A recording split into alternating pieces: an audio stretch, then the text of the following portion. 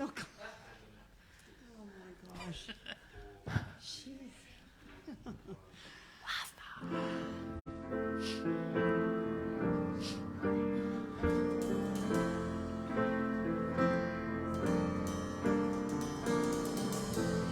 Day by day,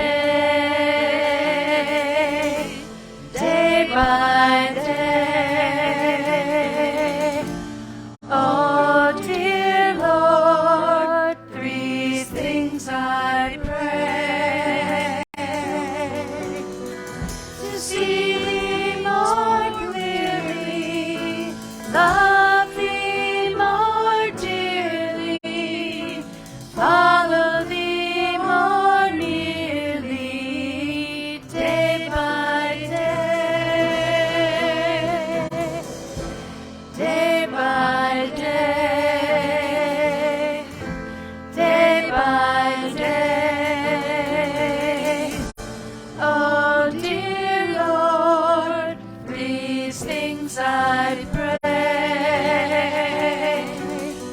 To see thee more clearly, love thee more dearly, follow thee more nearly, day by day,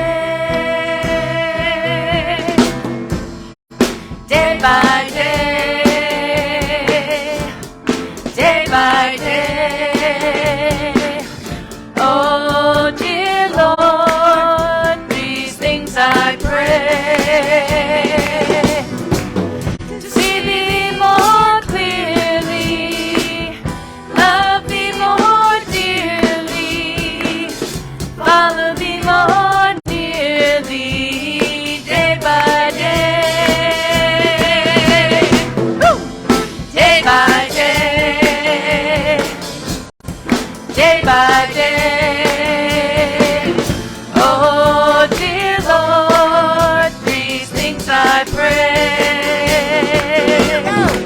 To see thee more clearly, love thee more dearly, to see thee more clearly, love thee more dearly, to see thee more clearly, love thee more dearly, follow thee more nearly, day by day, day by day, by day by day, by day.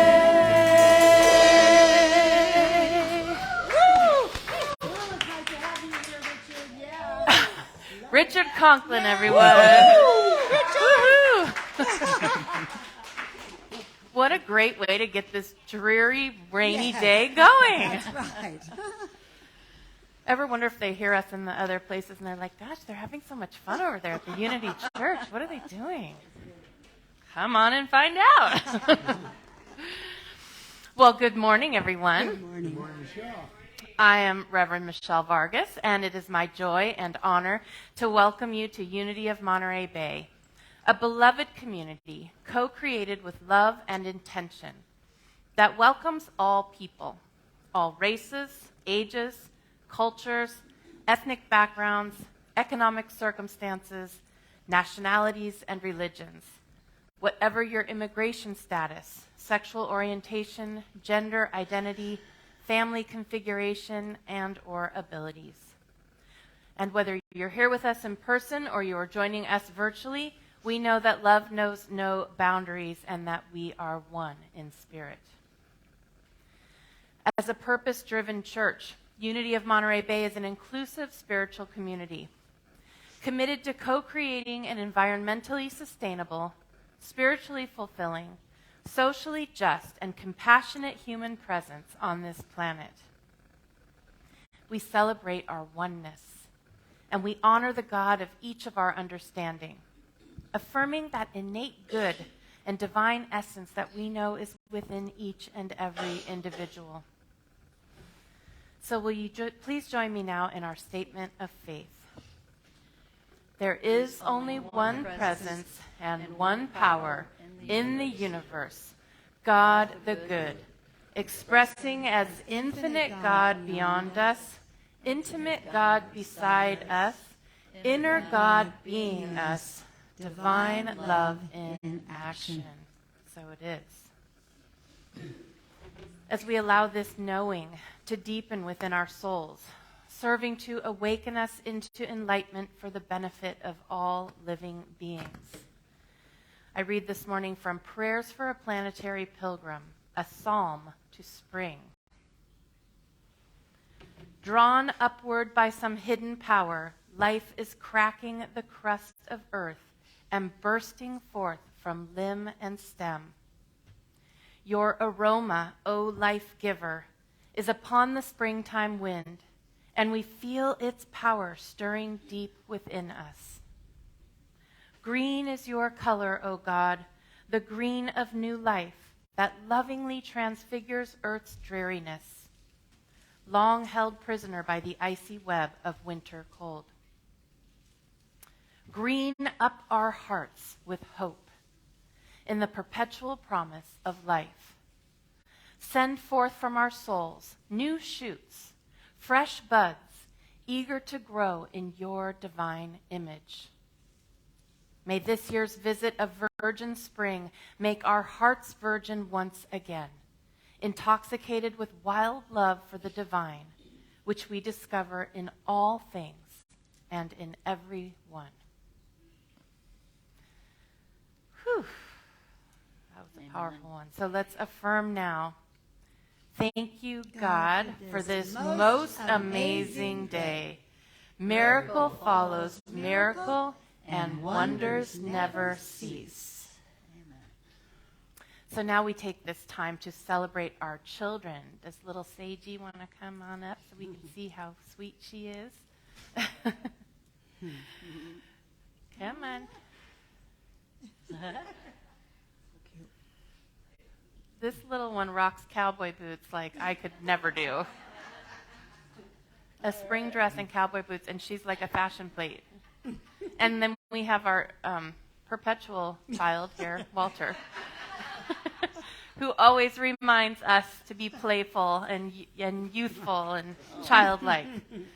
So as we allow these bright lights and all the children in our own lives and in this community, I don't know if we have others downstairs already, just holding them in our hearts as we affirm our blessing. We love you, we bless you, and we appreciate you just the way you are. This bright light of mine, I'm gonna let it shine. This bright light of mine, I'm gonna let it shine. This bright light of mine, I'm gonna let it shine. Let it shine, let it shine, let it shine.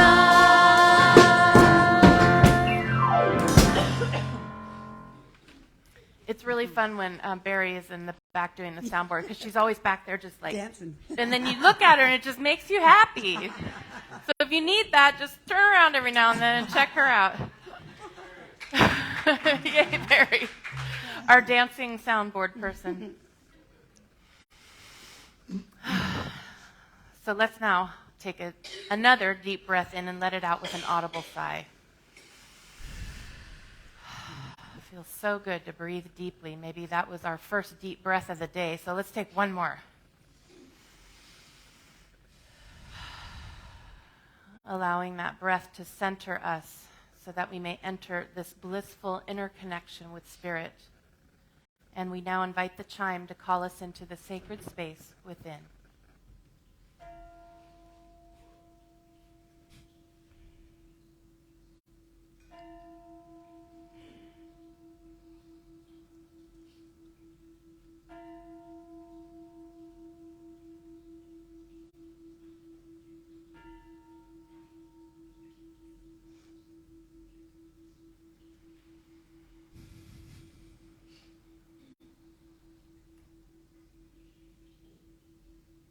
We ring the chime 4 times to call in the 4 directions and to remind us of our interconnection with all of creation and with the sacred circle of life. As we feel it resonate through our very beings, we follow its call into this now present moment within. Focusing on our breath, with each inhale, we open our hearts and minds. We envision our breath reaching every cell of our being. And with each exhale, we see all barriers and obstacles dissolving into the divine flow. And again, as we inhale, we expand the spaciousness within us. We move beyond the limitations and boundaries of our bodies. And as we exhale, we ground ourselves deep within Mother Earth and into our oneness with the universe. Finally, we breathe our awareness into the highest expression of love, light, joy, and peace we can imagine as we experience a transforming wave of gratitude. And with a fullness of heart, we say yes to it all. Embracing, claiming, and knowing the divine Christ Spirit, expressing in, through, and as us. And with a final exhale, we say, thank you, God. So now fully centered and transformed by the power of Spirit, we enter into our lesson and meditation time with today's daily word.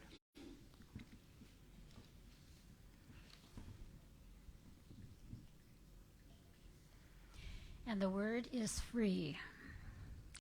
I invite you to allow my words to be your words. In God, I am free. Occasionally, I may feel hemmed in by circumstance, my choices narrowed by factors and forces beyond my control. While it's true I may have to accommodate certain physical or mental limitations, I also understand the situations of the world are temporary. The truth of God is constant, enduring, and unchanging. The truth is the key to my freedom. Rather than struggle against circumstances, resisting what is, and lamenting my lack of freedom, I align myself with a greater truth. I am free to choose my thoughts and feelings. I am free to choose my responses. I am free to forgive, release, and grow into the person I want to be. My trust in God expressing within and all around me is the sweetest freedom of all. And from scriptures, for the law of the Spirit of life in Christ Jesus has set you free. Romans 8:2.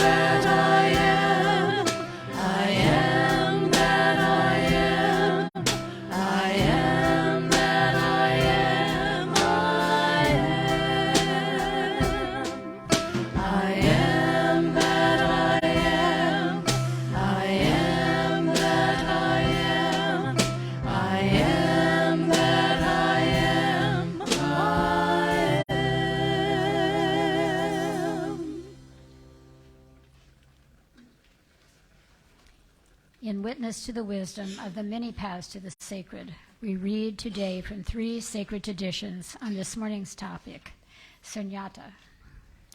From Hinduism, The question, who am I, is not really meant to get an answer. The question, who am I, is meant to dissolve the questioner.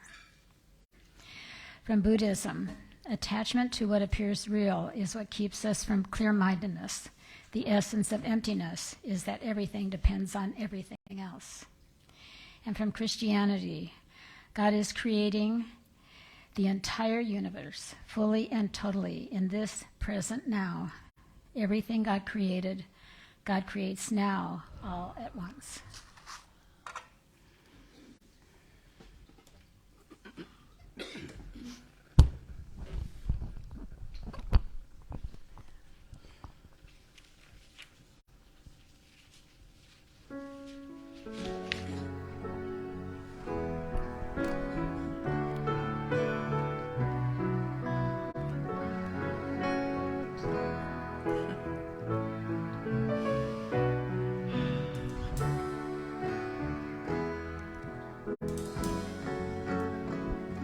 There's a presence moving softly in the quiet of my being, calling softly all the time.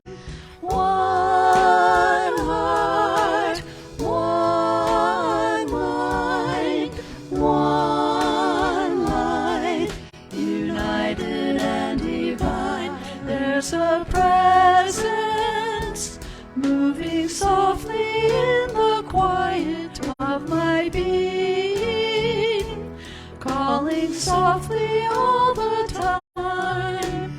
One heart, one mind, one life, united and divine.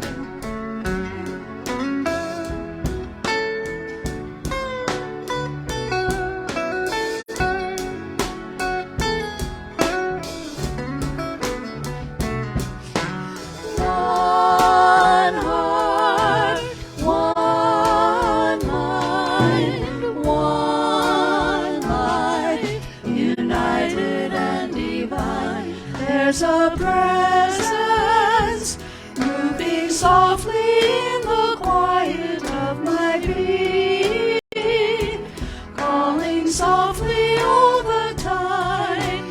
One heart, one mind, one life, united and divine. Oh, one heart, one mind, one life, united and divine.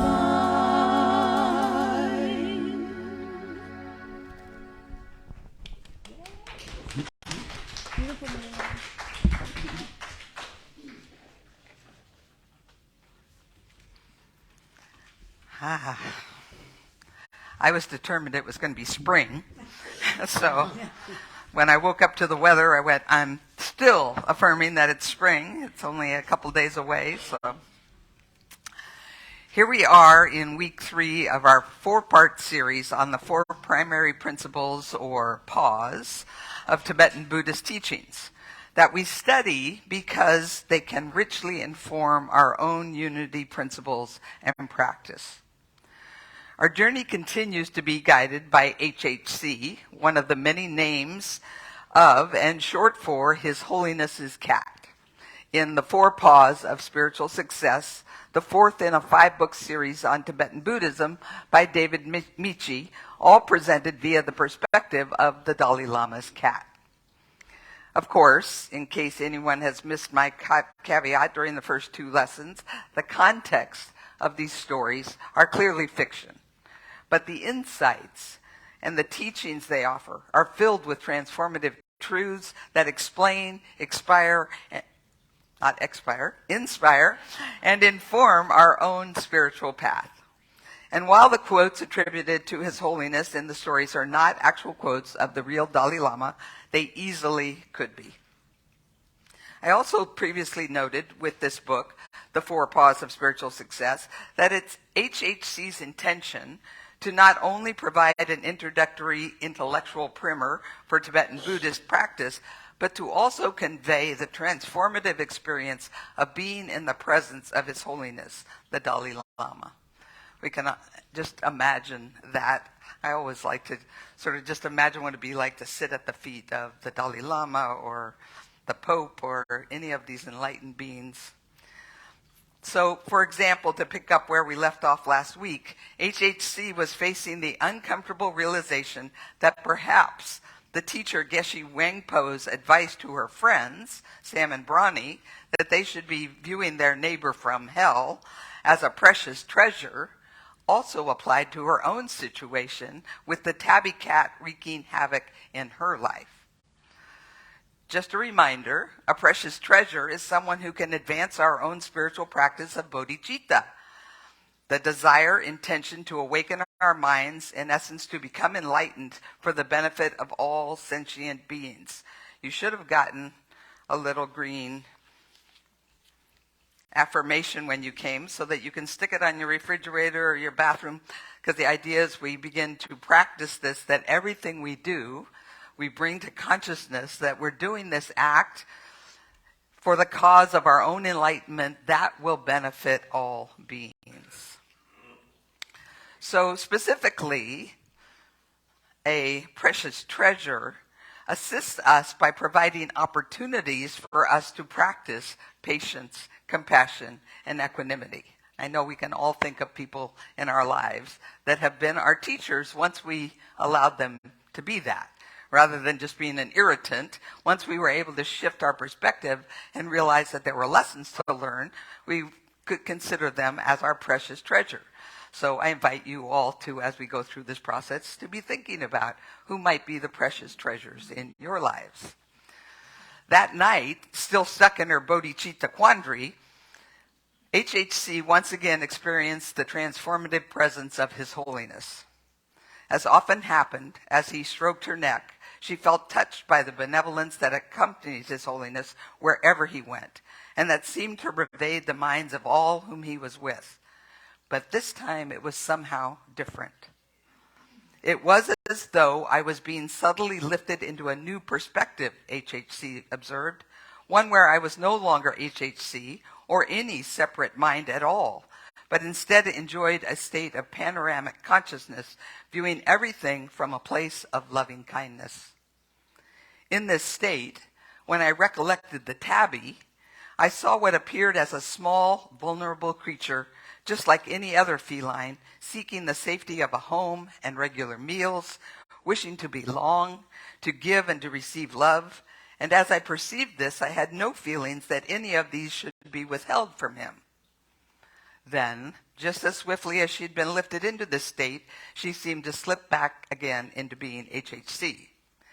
Seemingly aware of her struggle, His Holiness said, "Bodhicitta sounds very nice. Wishing all beings to have boundless good qualities, these are sweet-sounding words. But I think not easy."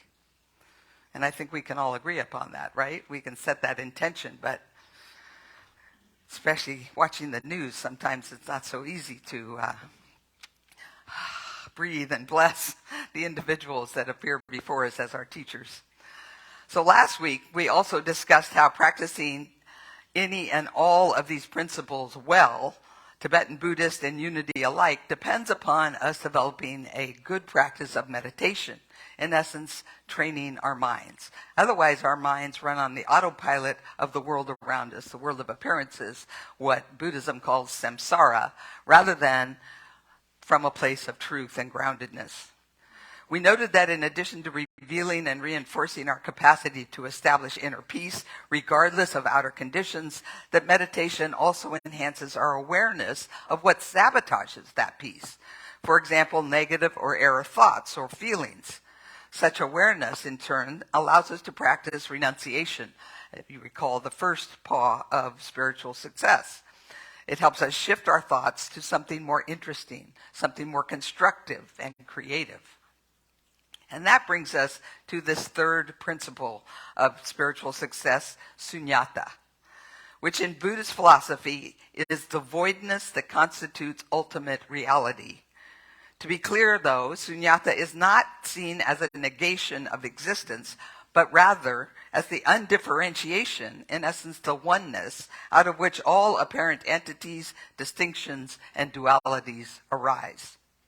On his website, which offers additional commentary and meditations, the author Michi says, "Sunyata is an important and profound subject requiring much study and meditation to understand fully. For us beginners, however, we can enjoy huge benefits even with a fairly superficial understanding of Sunyata as it applies to me, myself, and I." I think that's a good place for most of us to start as well. So to illustrate this somewhat elusive concept, HHC describes an experience she had during one of her daily grooming rituals with His Holiness's executive assistant, Tenzin. Tenzin was brushing her coat, removing great clouds of cream-colored fur that would otherwise be cast off throughout the Dalai Lama's residence. When Oliver, the translator, entered the office bearing coffee, Tenzin commented, "Look how much fur has come off already." "Enough to make a whole other cat," Oliver joked. Yet, furry as she is, he kind of winked at Tenzin, HHC is not her fur. Nodding knowingly, Tenzin added, "Nor is she her nails." "Or her teeth," said Oliver. "Nor any body part," agreed Tenzin, "but nor is she separate from her parts."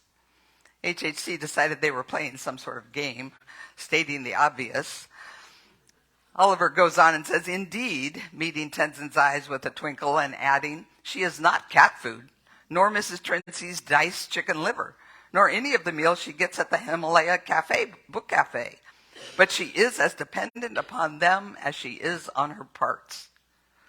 "And let's not forget the most subtle form of dependence," added Oliver, "dependence on mind's projection." At that moment, Mrs. Trincy, the monastery special chef, appeared in the doorway with a plate of freshly baked pastries. As the two assistants thanked her profusely, she stepped over to HHC, cooing, "The most beautiful creature that ever lived. How are you, my little tesserino?" Smiling, Tenzin repeated, "Little tesserino. We know her as HHC, and at the retirement home she's known as Therapy Cat." Oliver paused, asking, "Who is right? Which version is she?" "Once I would have said that my version is right," Mrs. Trincy answered. "But after meditation for many years, I have learned that there are as many versions of the Dalai Lama's cat as there are minds to perceive her." This illustration of Sunyata reminded me of our unity practice that I learned years ago, where we would affirm, "I have a body, but I'm not my body. I have thoughts, but I am not my thoughts," etc. It was a practice we would go through to help us uncover our true self from all of these outer things that we sometimes or often identify with. So that same afternoon, HHC decided to return to the retirement home and her bodhicitta practice of serving as Therapy Cat. Setting out along the road, she was on full tabby alert. Despite her earlier transcendent experience with His Holiness, the tabby continued to feel like a foreboding presence in her life. But before reaching the home, she noticed Conrad, the young man who had been at Geshe Wangpo's class on bodhicitta the other night, and who had questioned, "Who am I to become enlightened?" He was sitting with Frank, the co-manager of the Himalaya Book Cafe. I'm going to summarize the discussion that HHC overhears between these two men that further illustrates Sunyata. Even summarized, however, it's quite involved, so I invite you to hang in there with me. Conrad had come to India seeking to find an authentic guru who could teach him to see the truth. He had saved, worked multiple jobs while finishing his studies at university, and finally, when he'd saved enough money, he came to India, only to discover that the brightness of such beings that he had been seeking out is unbearable, he said to Frank, and I hadn't left my old self behind in Europe. He had come with me. Sitting in that Gompa with Geshe Wangpo is too much for me. I can't get past my own darkness. After a long pause, Frank commented, "It's not unusual to have feelings of inadequacy. HHC observed Conrad, seeing, however, that being inadequate didn't seem to even begin to describe what Conrad was feeling. When Conrad finally spoke, his words were contorted with grief. Looking directly at Frank, he confessed, "I killed my brother." He went on to explain how he had allowed his younger brother to drive his motorbike, but at a sharp corner with poor lighting and ice, his brother had lost control and collided with a truck and been killed. Conrad blamed himself, saying, "The stupidity, the never-ending guilt. I knew he was inexperienced. I should have never let him drive my bike. I don't think I will ever shake this heaviness." "How long ago?" Frank asked. 5 years, December 15th, Conrad replied. "So for the past 5 years you've been black with sin." Conrad looked up at Frank inconsolably.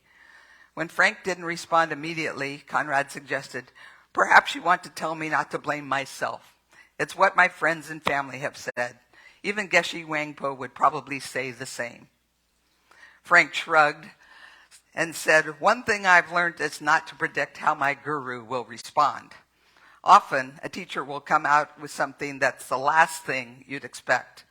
When we're unhappy without realizing it, we can get so locked into a particular way of thinking that it's hard for us to imagine that there's a different way of looking at it. Wiser beings, however, see other possibilities."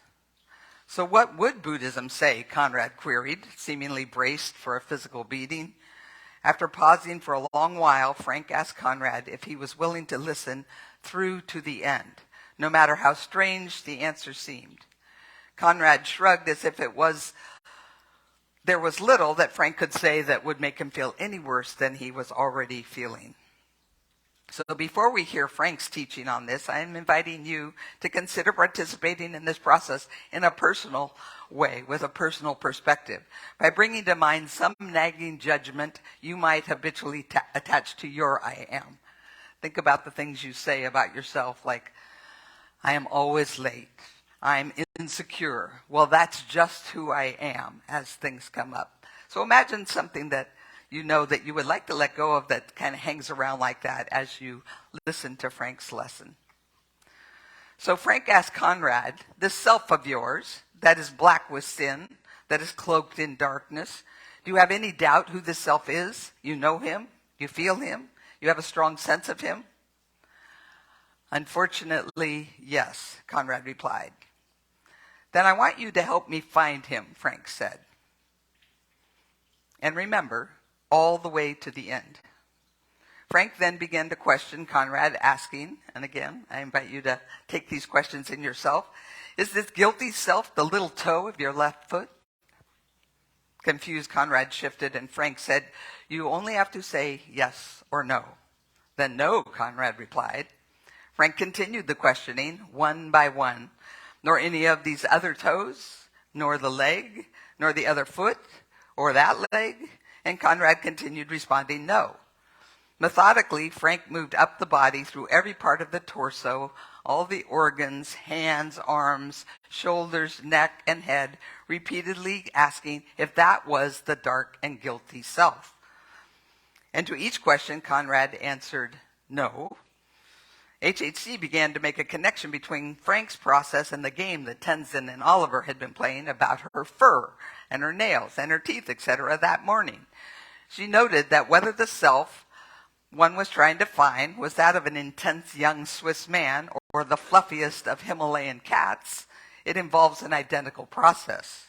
The self that can be the cause of such pain and heartache, that grieves the loss of love or hope, that is fearful or anxious. Where exactly is that troublesome self? Frank continued on with his questioning. "How about your brain?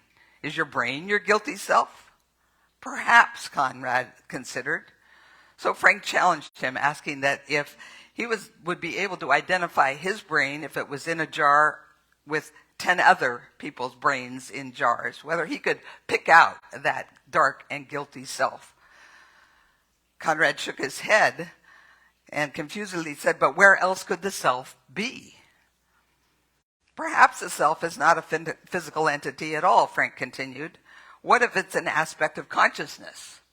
Frank then moved through the 5 senses, asking if Conrad's guilty self could be found in any of them. Is it your seeing senses, your feeling senses? And Conrad again answered no to each inquiry. The only consciousness left, Frank noted, is mental consciousness. That must be it. Conrad looked up. That's where the self must be. Very well, Frank continued. Mental consciousness comprises different parts. Remember, we're trying to find the guilty self, the one you told me that you feel very strongly, the one you can't possibly escape. Is this self to be found in your negative thoughts or your positive thoughts? I suppose negative ones, Conrad shrugged. Okay, Frank nodded. Consciousness is a continuity of mind moments, a stream of thoughts, sensations, and experiences, one after another, constantly throughout the day. Which particular negative thought is the self you feel yourself so strongly to be? Looking perplexed, Conrad responded, how can this be? When I look for it, it is not to be found. Allowing that to just sink in for a moment, Frank finally confirmed, yourself cannot be found in any part of your physical body, nor even in your mind or your consciousness. Clearly perplexed, Conrad agreed, when I look, it is unfindable. Very good, Frank smiled. But you still have a strong sense of self? Of course, Conrad replied. So what is this self, if it isn't a permanent physical or mental phenomenon? Sitting up with a faint smile beginning to appear, Conrad said, perhaps it's just a concept, an idea. Nodding, Frank confirmed, apart from concept, there is no self. It is just an idea, a notion, a thing that comes and goes, a story we tell ourselves about our experience of reality that's changing the whole time. Sometimes up, sometimes down, depending upon who we've just been speaking to or what we've just been eating and drinking. Our ideas and feelings about ourself change, which just goes to show that there's nothing permanent there. It's just a thought. Sighing, Frank added, to come up with such a concept, then to tell ourselves that this self we have concocted is a permanent thing and is guilty, sinful, cloaked in darkness. Why create such a negative fantasy? So the self doesn't exist at all? Conrad questioned. Now that's going too far, Frank countered. That idea is called nihilism, and it's a great mistake. What we need to understand is that there is a true I and a false I. The true I is the label we apply to all of this. Our brain, our bodies, our body, our history, our likes and dislikes, the collection of things that go to make up the idea of me, you, Frank, Conrad, Michelle, Martha. It's what the Buddhists call the conventionally accepted I. The other is the false I. It is the idea that there is an independent self that exists somehow separately from body and mind, some inherently existing being that has qualities such as being guilty or successful or depressed or popular. Such a being doesn't exist. It can't exist. It never has existed. It's just a tale we're making up. We feel it so strongly out of habit. We begin identifying this invisible self at a very early age. But others don't share that same idea about ourselves as we do. 10 different people would give us 10 different accounts of who Vicky is, who Michelle is, who John is. Think about that, of what your friends tell you or how your family reflects back to you and how that is different from how you see yourself. Oftentimes they're trying to convince you, but you're this, that, and yourself, your ego doesn't allow it to come in. Still listening to this discussion, HHC was reminded of Mrs. Trincy's comment that there are as many versions of the Dalai Lama's cat as there are minds to perceive her. So when we die, Conrad asked earnestly, there's nothing? Now, diving into that question would take us into a whole other dimension of Tibetan Buddhism teachings, and one that we don't have time to get into today. Suffice it to say that Frank points out that they had set out to find the guilty self, which was not there. But he also noted at no point had they doubted the existence of consciousness. Indeed, Frank asks, it's only because we are conscious that we're able to even carry out such a search. He concluded saying, the concept of SUNYATA can be a bit of a slippery fish. You think you've got it, and then whoosh, you don't. But always remember, the question is not about whether things exist or not, but how they exist. Furthermore, while understanding the concept is useful, the real benefit is meditating on it, experiencing the meaning of SUNYATA in a state of mental clarity. HHC was touched by the whole exchange between Frank and Conrad and experienced a similar sense of release and profound sense of peace. What a burden it can be sometimes, she thought, to be HHC, Rinpoche, Swami, and the most beautiful creature that ever lived. What a delight to find that those terms lack substance or any real importance. She continued her way up the hill to the retirement home, reflecting that there, at this home, no one even knew her other identities. They didn't matter. I had simply appeared and practiced loving kindness, she recalled, and those visits continued to be among the happiest moments in my life. HHC visit that afternoon was similar to those of previous weeks, greeting each of the residents with loving kindness and frequent purring. After she returned home, perhaps a little less tabby vigilant, even considering whether she was perhaps a cat who was leaving behind mundane reality with all its irritations. Arriving home, having had no tabby encounters, HHC was greeted with the delightful aroma of Mrs. Trincey's cooking. Rounding the kitchen corner, she spotted the ramekin that Miss Trincey had put out for her. But then her attention became instantly fixed on something very different. A malevolent, hunched presence rapidly devouring her special treat. That tabby was in her house eating her food. Gone were the peaceful mind and benevolent musings of moments before, replaced with a surge of adrenaline and the instinct to fight. From across the room, she yowled in anger, causing the tabby to instinctively leap and spin in midair to face her. HHC puffed up in size, fur on end, to deliver one final low, baleful warning. Even as the tabby seemed to be considering possible escapes, HHC leapt onto him. The whole world seemed to be shrieking with fury as the tabby spun around, kicking viciously with both back legs, knocking HHC off balance and skidding across the floor. Just as he appeared about to pounce straight for the jugular, Mrs. Trincey loomed over them, wooden spoon in hand, and the source of the screaming that HHC had been hearing. The tabby leapt towards the open kitchen door, with HHC firmly restrained by Mrs. Trincey. For some reason, she was feeling very bold and was ready to chase, but she was being held, and then she was given to one of the guards to protect.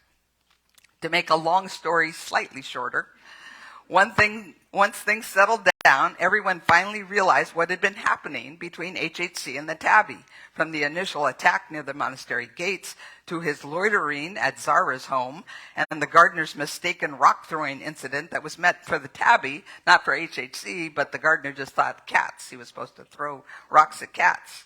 And while they were all doting on HHC, just feeling so bad for all she'd been through, Tenzin noted that life hadn't been real easy for the tabby either. As a stray cat in Dharamsala, and expressed gratitude that Oscar had agreed to adopt the tabby and give him a good home. When HHC looked up at Oliver kind of like, you what? Oliver assured her that he lived some distance away, and so she would not be bothered by the tabby anymore. And best of all, since His Holiness was conducting exams that evening, it was decided that HHC would go home with Zara, where she would be able to be in that wonderful space again and share a dinner with Yogi Tarchin, who was coming for dinner that night. All was again right in HHC's world as she curled up on Zahara's lap and listened to the family and Yogi Tarchin catch up after his 3-year silent retreat. Serena even shared about walking out on His Holiness and slamming the door. HHC watched Yogi Tarchin laugh silently but heartily, his eyes crinkled shut, head thrown back, and his whole body shaking. Get this image of the laughing Buddha, as they just, and the Dalai Lama. I always have this image of him laughing. Serena also explained how she had returned to apologize and how the Dalai Lama had talked to her about releasing her attachments with the practice of renunciation. But she exclaimed, "It's so hard. Once we're in the habit of focusing on certain things, how do we just shut them off? How do we get rid of all the negative thoughts and make room for positive ones?" Yogi Tarchin suggested the meditation practice of mind watching mind to help manage our thoughts and create more space in our minds. I'm going to conclude this morning with a summary of his teaching. It's going to be similar to a lot of you because Michelle has done a wonderful meditation boot camp, and this mind watching mind is one of the practices that she's taught. The yogi says mind watching mind meditation, like it sounds, is the practice of paying attention to mind itself. In essence, observing our thoughts like waves emerging from the ocean without engaging them. It involves the practice of acknowledge, accept, let go. Acknowledge each thought as a thought. Don't pretend it isn't happening. Accept that you've had the thought no matter what its nature, whether it's a good thought or a bad thought. No judgments. Just acknowledge that you've had the thought and then let it go. And I love this image, as if you were letting go of the string of a helium balloon. Allow it to simply rise and disappear. And if we catch ourselves engaging in a thought, as soon as we catch ourselves, we simply notice, return to our breathing, and then begin again. What's important is to become master of our thoughts rather than their victim. To decide which thoughts we wish to engage with instead of habitually engaging with every one of them. Now, I know none of us ever do that, right? That's why I have to turn on my Calm app at night to go to sleep so I can stop those thoughts from invading my relaxation. It's interesting that we even engage with the thoughts. In fact, we mostly engage with the thoughts that cause us to be miserable. Anybody ever have that? Like, why can't I get rid of this thought? This practice will lead to a wonderful discovery, Yogi Tarchin noted. As we learn to consciously let go of negative thoughts, we find that they cannot exist without our attention. They need our energy to exist. Without it, there is no basis for their existence. And the most wonderful thing about this meditation is that it allows us to experience the nature of our own minds directly for ourselves. Beyond all the notions or theories, the intellectual models and constructs of psychologists, philosophers, and neuroscientists. When we practice mind watching mind, in the gap between the thoughts, even if the gap is very short, we get a direct glimpse of our own mind. And we find that it has certain qualities. It is perfectly clear, lucid. It enables anything to arise or appear, any thought, sensation, memory, whatever. Mind is also boundless, without beginning or end, free from the constraints of time and space. No matter what is going on with our body, mind cannot be contained. Most importantly, he said, mind has a certain feeling tone. It's not dry and cerebral, devoid of sensation. The true nature of your mind, of my mind, of the minds of each one of us is peacefulness, tranquility. And as we abide in this pristine mind, the calmness deepens into an abiding state of bliss. And the more we practice and stabilize this experience, the more certain we become that this very primordial consciousness is what we truly are. It is our true identity. Not a conglomeration of ideas that arise and pass about some fictitious self. Not a self which is constantly changing as we go through life. No.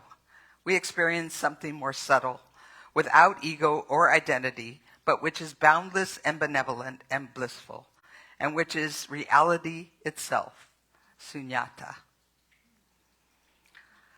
So as we begin to prepare for meditation, let's breathe into this revelation as we begin to settle into our seats and focus on our breath and invite the meditation chant to open our hearts and minds.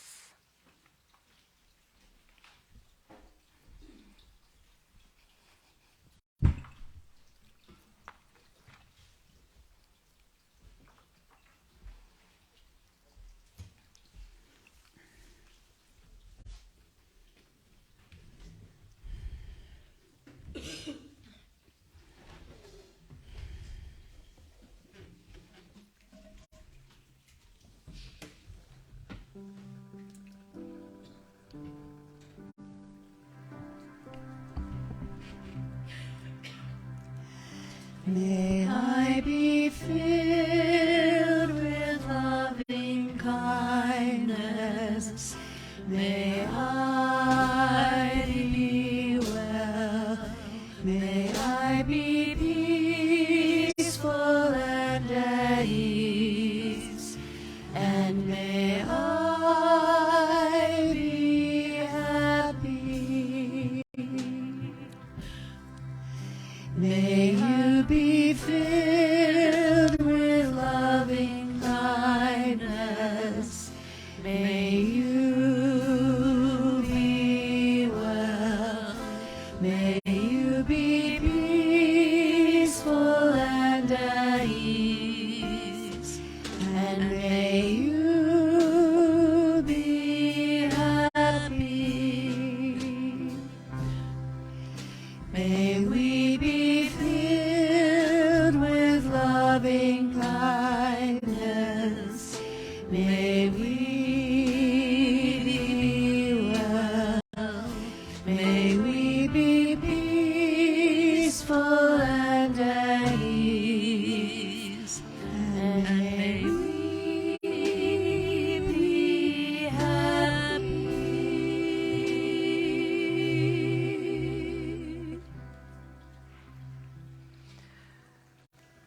So now again, get comfortable in your seat. My teacher, Dorothy Pearson, used to always say, sit up straight. If it's comfortable, put your feet flat on the floor, your hands laid gently on your lap, and begin to focus on your breath. If it's comfortable, close your eyes or your inner eye.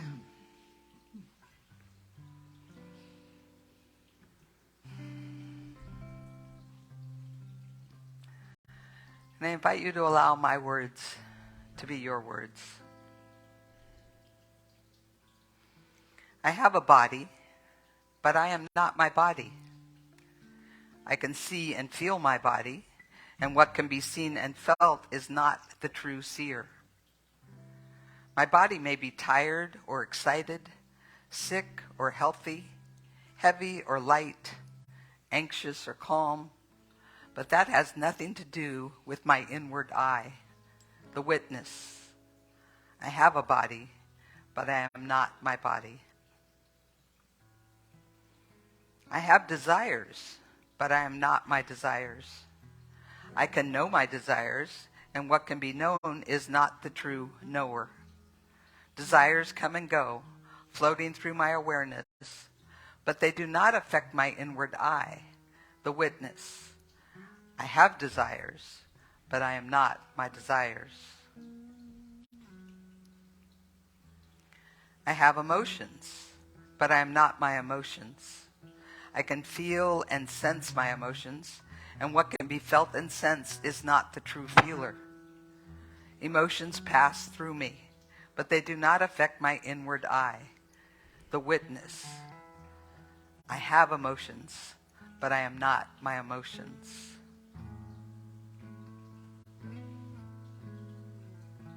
I have thoughts, but I am not my thoughts. I can see and know my thoughts, and what can be known is not the true knower. Thoughts come to me and thoughts leave me, but they do not affect my inward eye, the witness. I have thoughts, but I am not my thoughts. If I am not my body, my desires, my emotions, my thoughts, who am I? I invite you to rest for a moment in the silence in that question.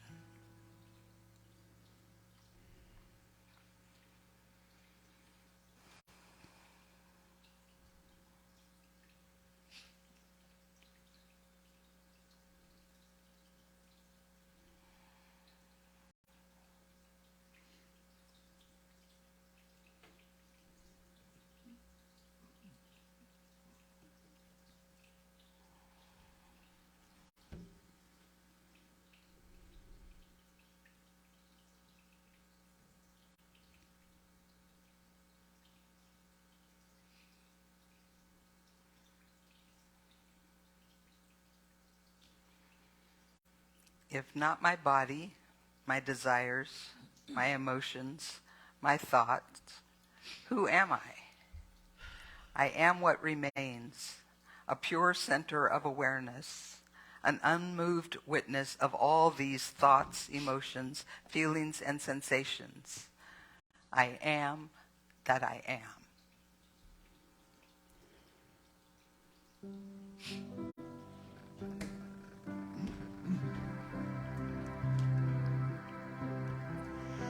May I be filled with loving kindness. May I be well. May I be peaceful and at ease. And may I be happy.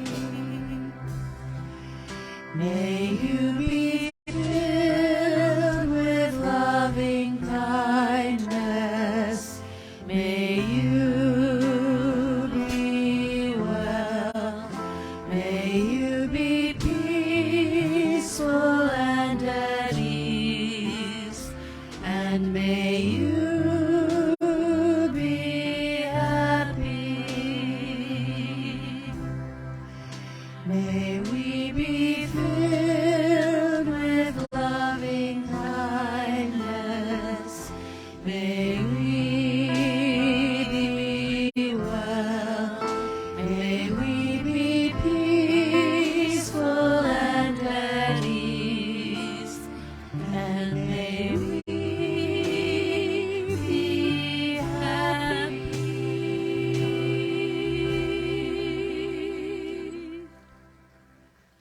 So now grounded in this true essence, this true beingness, this oneness that is the reality of our existence, we give thanks.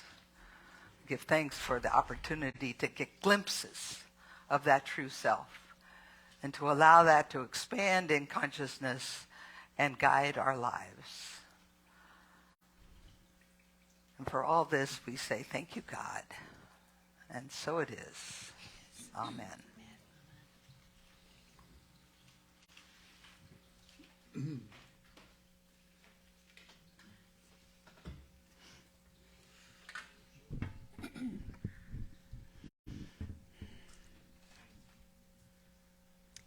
Unity of Monterey Bay is the collective consciousness and commitment of all of us who give of our time, treasure, and talent in order to sustain this spiritual community that is dedicated to transforming lives.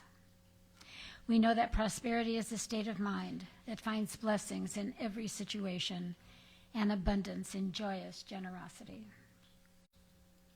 We transform all appearance of fear or lack into faith-filled peace of mind by shifting our attention to thoughts of gratitude for the abundance of God's good in our lives. And with our hearts and minds overflowing with gratitude, we breathe into the divine flow of God's good, trusting that we are enough, that we have enough, and that there always is enough to both have and share. Again, we are grateful to all of you for your ongoing generosity in supporting our spiritual community. For those of you here in person, the baskets are in the back by the door for you to drop your offering as you leave this morning, or use your credit card in the sacred grounds. And now, from this place of faith and gratitude, I invite you to join me in mindful intention and joining in our offertory blessing. I am an open channel for God's infinite good. Divine love flowing through me blesses and multiplies everything I give and everything I receive. I am both blessed and a blessing. Thank you, God.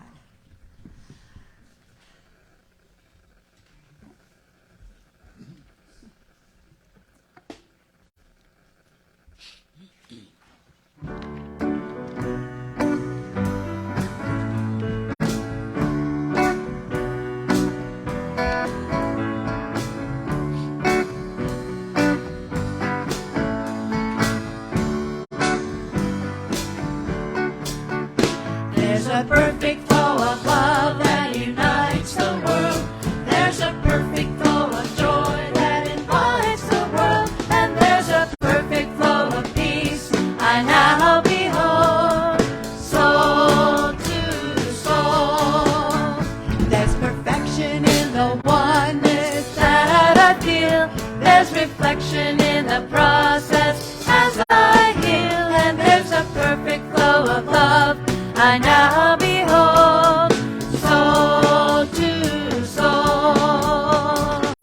Soul to soul, heart to heart, mind to mind. Soul to soul, heart to heart, peace is mine. There's a perfect flow of love that resides in me. There's a perfect flow of joy that is guiding me. And there's a perfect flow of peace I now behold, soul to soul. Take it away, Devin.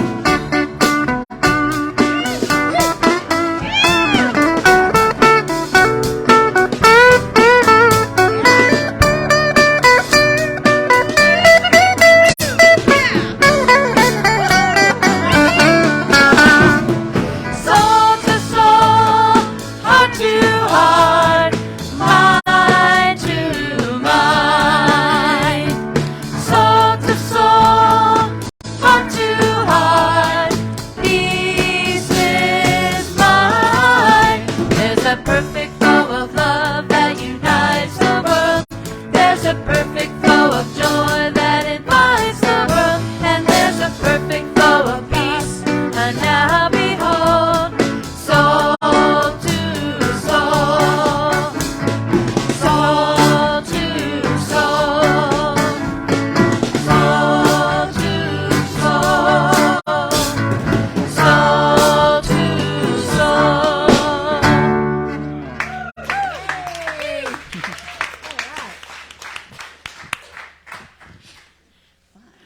So fun to have Devin and David and Richard.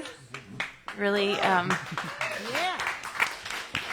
brings up the energy level of the whole music. It's wonderful. So we want to thank today Elaine Silver, Connie Castro, and Stephen Schwartz for their music. Again, of course, as well as Denise and Sue and Marianne and myself and David and Devin and Richard. Yay! Okay, there are still little reminder sheets in the back if you need to take one about upcoming events. Coming up very quickly, hard to believe, March 31st is going to be our spring appetizer cook-off and bingo night. So sign-ups are in the sacred grounds, and you can sign up to bring an appetizer and or sign up to come. Something like that.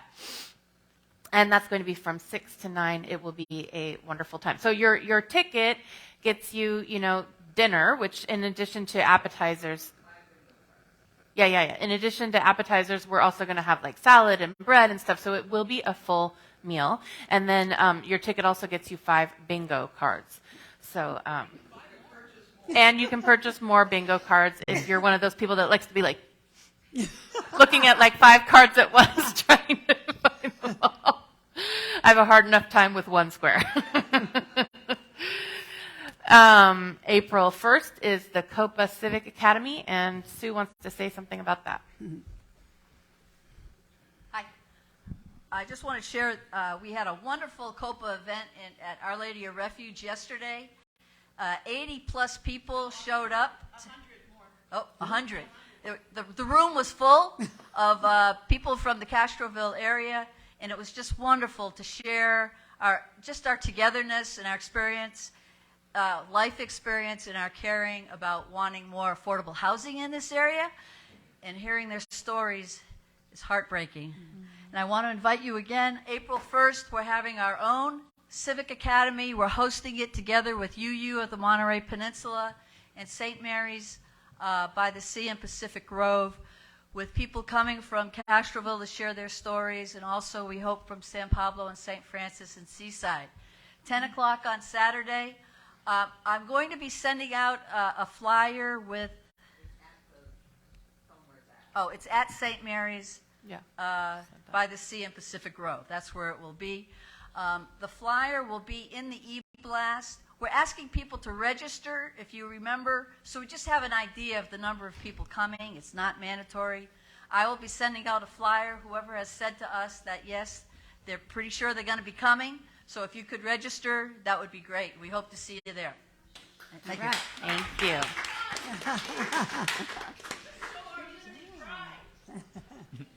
Are you going to do a chair? Ready? Okay.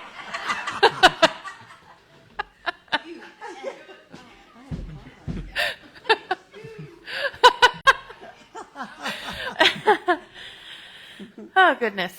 Okay, there's also the regional men's retreat coming up May 5th to 7th. There's flyers in the back about that. And, of course, just to put it on your calendar, August 6th, Denise Rosier will be here with us in person for a concert, as well as doing the Sunday lesson and the music for the Sunday service. So you want to make sure you don't miss that. Let's fill this place for both the concert and the Sunday service, huh? That would be awesome. Yeah.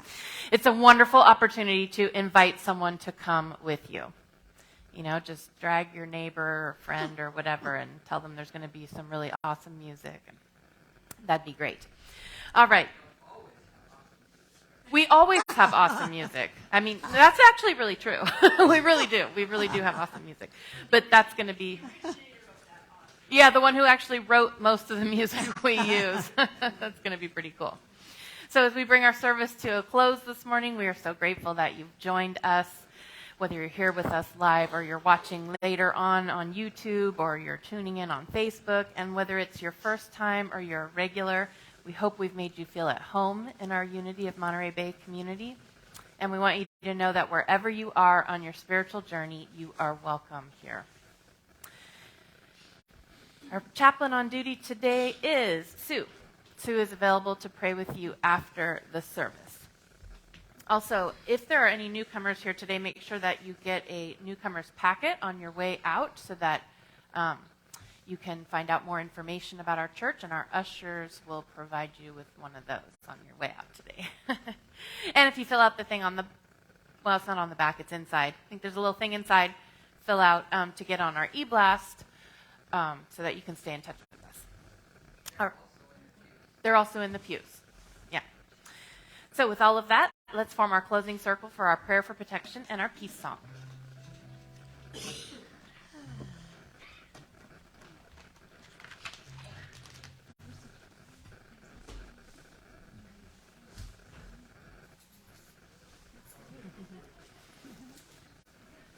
Mama rocks the cowboy boots too. That's where she gets it, obviously.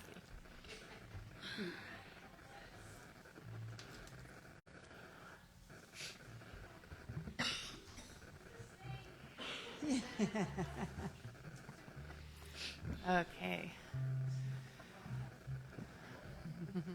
So as we form this circle, as we do each week, this circle of community and of love and of commitment to the spiritual journey, we just hold in our hearts all those on our prayer list, all those in our own lives and our own families and neighborhoods in need of prayer this morning, all those places around the world, holding them in this circle of love, seeing them lifted up, seeing them held in the loving arms of Spirit.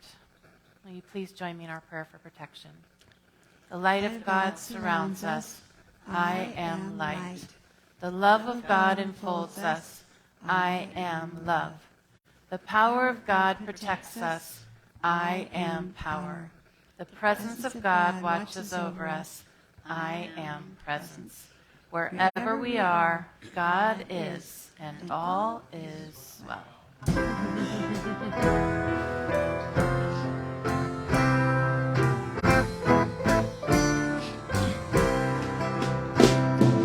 Let there be peace on earth, and let it begin with me. Let there be peace on earth, the peace that was meant to be with God.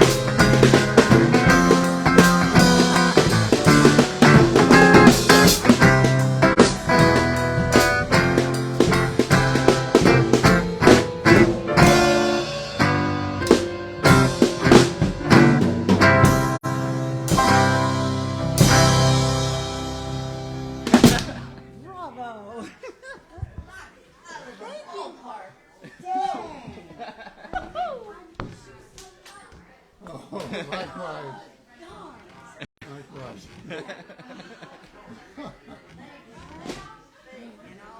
Wow. All right. Ah.